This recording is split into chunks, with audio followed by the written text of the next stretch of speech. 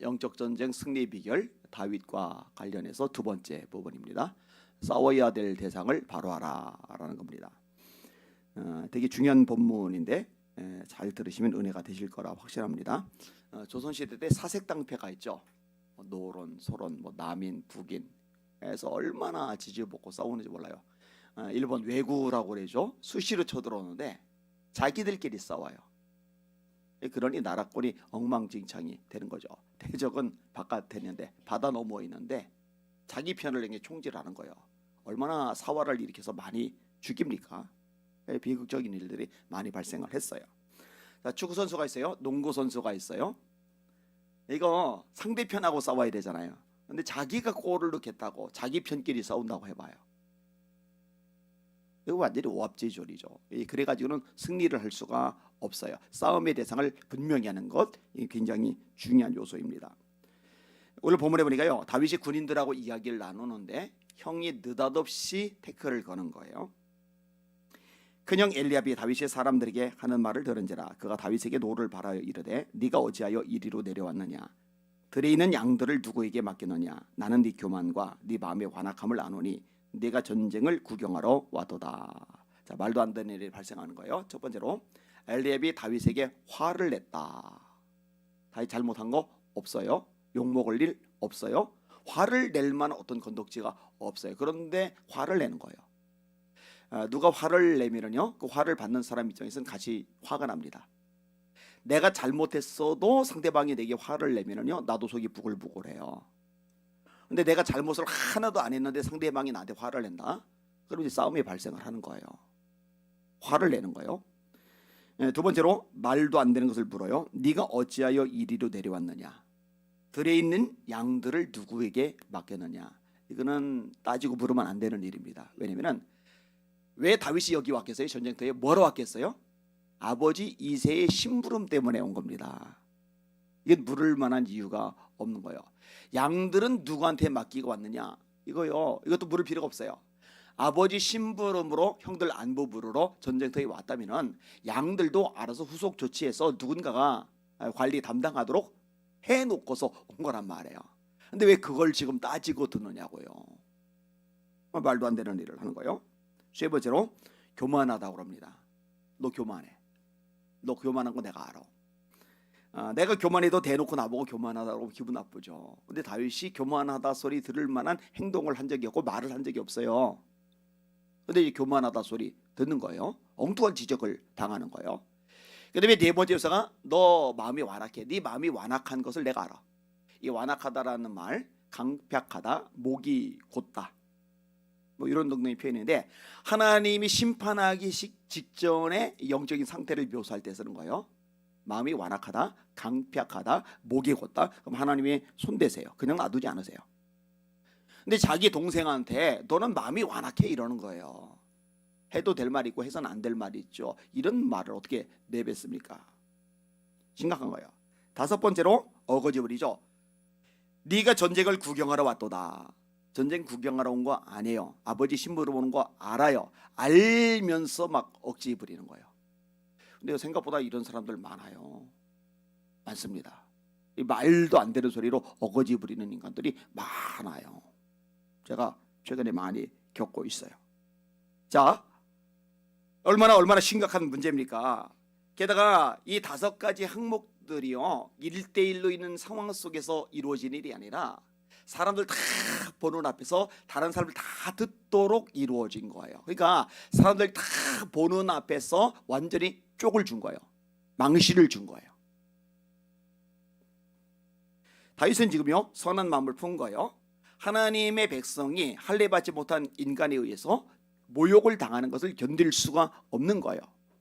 하나님께 기뻐하실 만한 행동과 태도를 취한 거거든요. 그리고 맞서 싸우러 나가잖아요. 헌신하고 결단하는 거거든요. 믿음의 모습을 보이는 거거든요. 하나님께서 그 다윗을 기뻐하신단 말이에요. 근데 여러분 잘 들으세요. 내가 하나님을 기쁘시게 하는 일을 해요.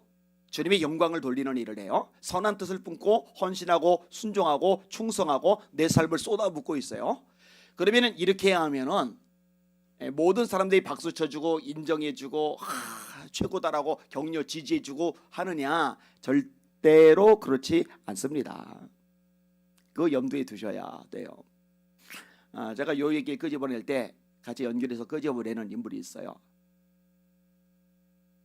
예수님께 향유를 부은 여인이 있잖아요. 300데나리온이나 되잖아요. 1년 연봉이란 말이에요. 예수님의 장례할 날을 준비했다고 되죠. 마리아, 요한복음 12장의 내용이에요. 근데 예수님의 장사할 것을 준비할 만큼 값어치 있고 고귀한 일을 여자가 행했어요. 대단한 헌신을 한 거예요. 여러분, 말이 그렇지 1년치 연봉을 통째로 드리는 거 안 쉬워요. 사람 돈 가지고 얼마나 바들바들 떠는데요. 돈 가지고 얼마나 인색한데요. 얼마나 계산하는데요. 계산이고 인색함이고 싹 버리고 예수님께다 쏟아부은 거예요. 그러면은 칭찬이 가야 되고 그 헌신에 대해서 박수를 쳐줘야 되는데 그걸 허비라고 그래요. 왜 허비하는 건데? 그 말을 누가 하느냐? 예수님의 핵심 그룹 70인 문도도 아니고 12제자 그룹 사이에서 그 얘기가 나오는 거예요. 태클이 걸리는 거예요. 너 왜 낭비하는 건데? 헌신했는데 헌신한 것을 낭비한대요. 이러면 열받습니다. 하기 싫어져요.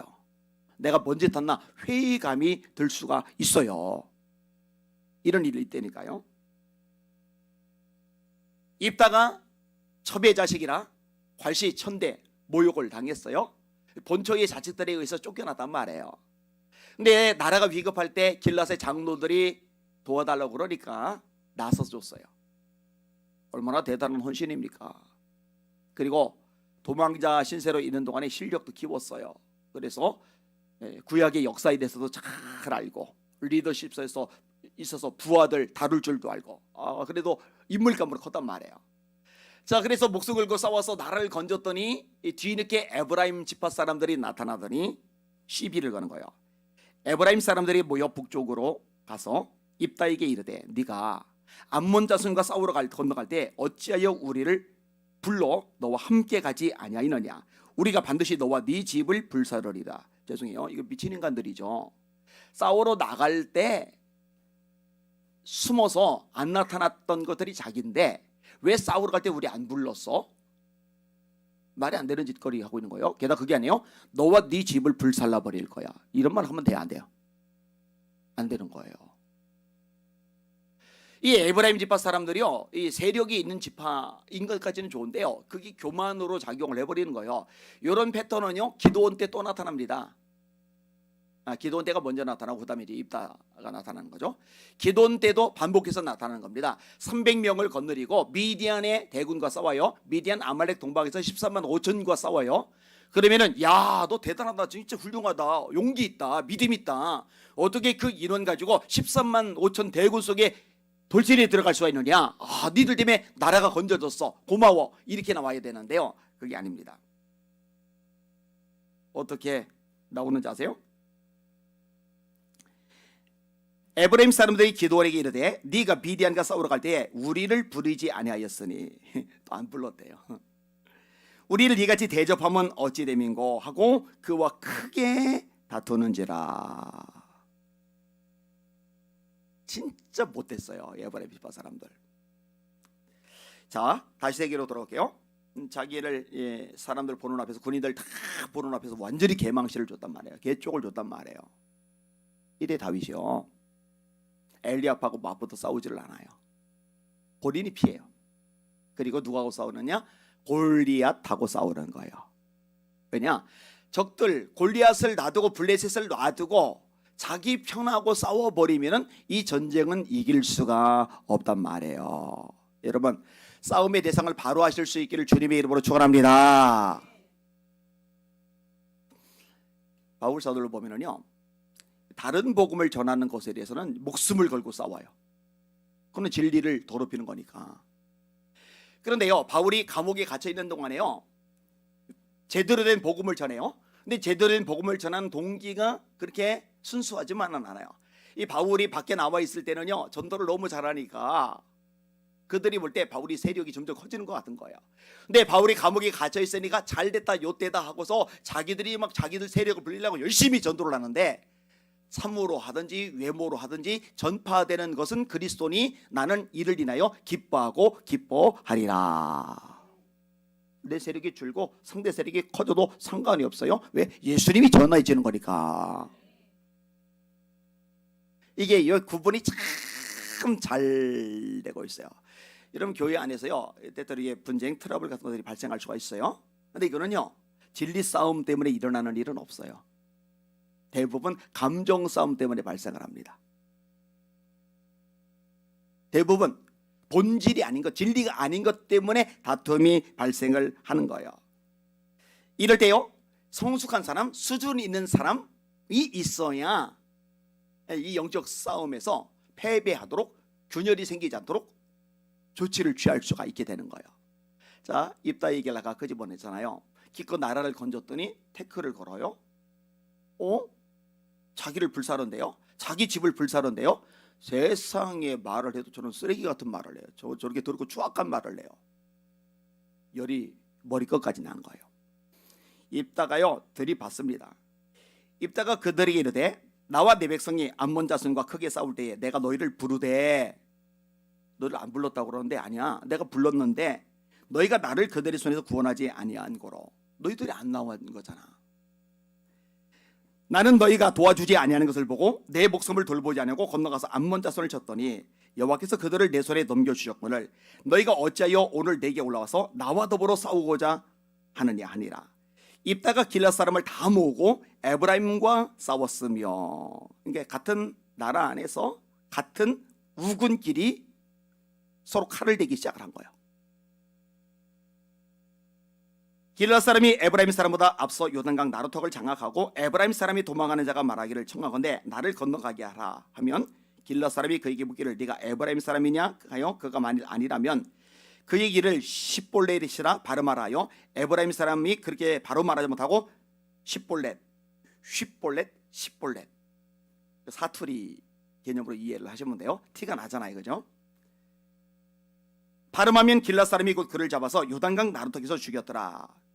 비극적인 용어가 내용이 그 다음 절인데 그때에 에브람 사람의 죽은 자가 42,000명이었더라. 누가 죽은 거예요?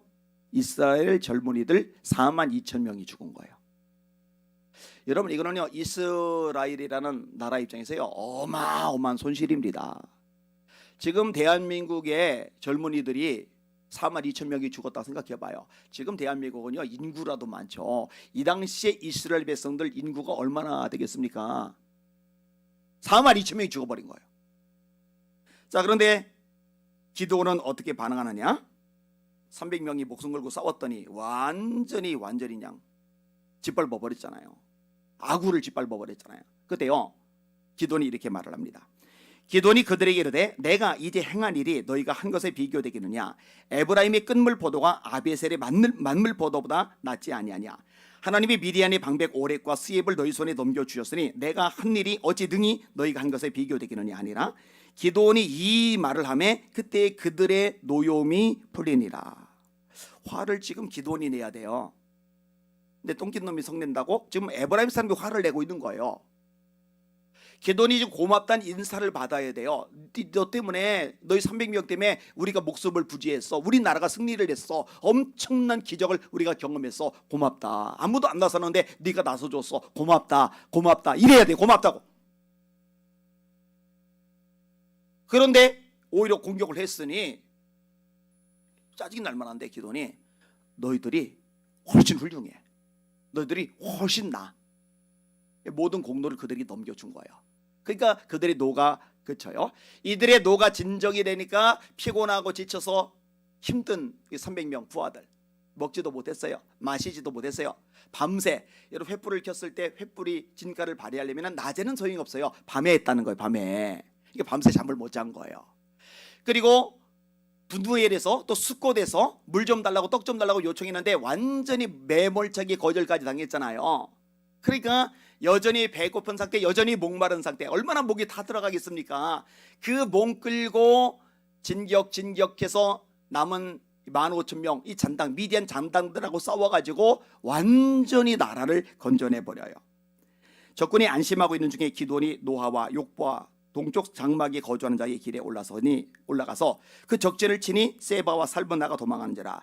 기드온이 그들의 뒤를 추격하여 미디안 두 왕 세바와 살므나를 사로잡고 그 온 진영을 격파하리라. 그러니 어떤 일이 발생이 나냐? 미디안이 이스라엘 자손 앞에 복종하여 다시는 그 머리를 들지 못하였으므로 기드온이 사는 40년 동안 그 땅이 평온하였더라. 40년 동안 나라가 평온한 거예요. 이 미디안이, 이 원수마귀가, 이 대적이 이스라엘 백성을 건드릴 엄두조차 못 내는 놀라운 일이 발생을 해버린 거예요. 입다도 인물이지만 기드온이 더 인물이죠. 입다도 대단하지만 기드온이야말로 진짜 대단한 거죠. 여러분, 성경은 분명하게 말하죠. 우리의 씨름은 혈과 육을 상대하는 것이 아니요 통치자들과 권세자들과 이 어둠의 세상 주관자들과 하늘에 있는 악의 영들을 상대함이라. 성도끼리 싸우지 마라. 목회자하고 싸우지 마라. 목회자들끼리 싸우지 마라. 진리와 비진리의 문제가 아니라면 감정 싸움하지 마. 너희들이 싸워야 될 대상은 혈과 육이 아니야. 마귀야. 원수 마귀, 어둠의 영, 더러운 귀신들, 이 영들 망가뜨리고 교회를 깨뜨리고 영혼 구원받지 못하게 차단하고 하는 이 원수 마귀와 싸워야 돼. 이거 명확하게 해야 되라고 에베소서 6장의 바울 사도가 우리에게 명확하게 가르쳐주고 계시는 겁니다. 사랑하는 여러분들, 싸워야 될 대상을 바로 아는 지혜롭고 복 있는 여러분들 되시기를 예수님의 이름으로 축원합니다. 그렇죠? 감투 때문에 싸우는 일이 가끔 발생을 하잖아요. 뭐 한기총이 있고 한교연이 있고 그다음에 한교총이 있고 여기 대표 회장 되려고 붙어가지고 그다음에 교단 뭐 장로교단 그다음에 성결교단 침례교단 이런 데 이제 총회장 그다음에 감리교단은 감독회장.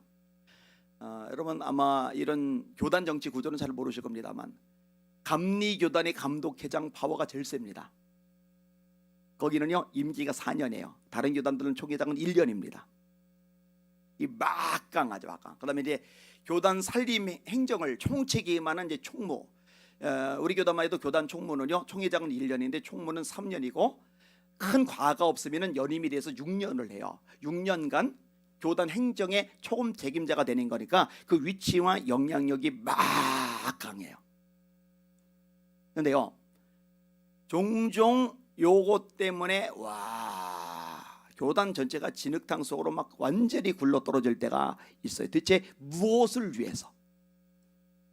마귀 때려잡아야 되는데 악한 영들 박살내야 되는데 더러운 귀신을 내어 쫓아야 되는데 엉뚱한 데서 자중질환이 일어나고 있는 거예요.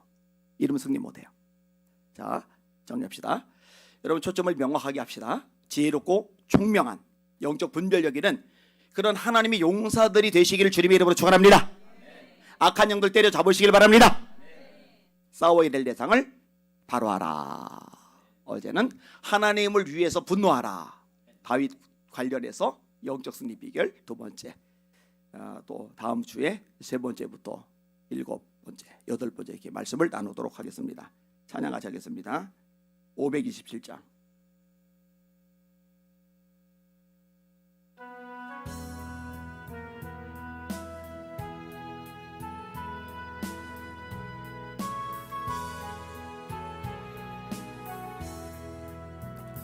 어서도 오라오 어서도라 만노 지은 죄가 무리 무겁고 크기로 주 어찌 못 담당하 못 받으시리요. 우리 주의 넓은 사랑이 하늘보다 넓고 넓어 어서도 오라 오 어서도라 만오 우리 주는 날마다 기다리신다오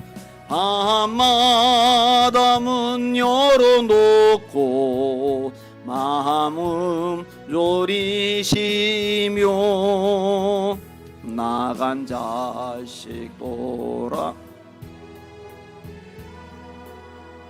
밤새 기다리신다오 어서 돌아오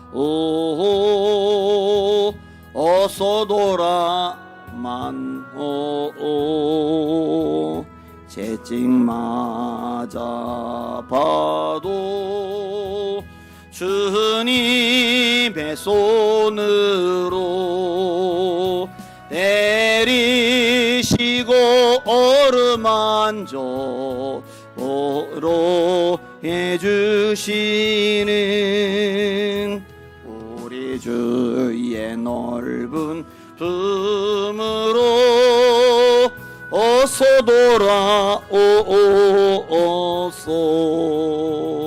아멘. 또 손 드시고.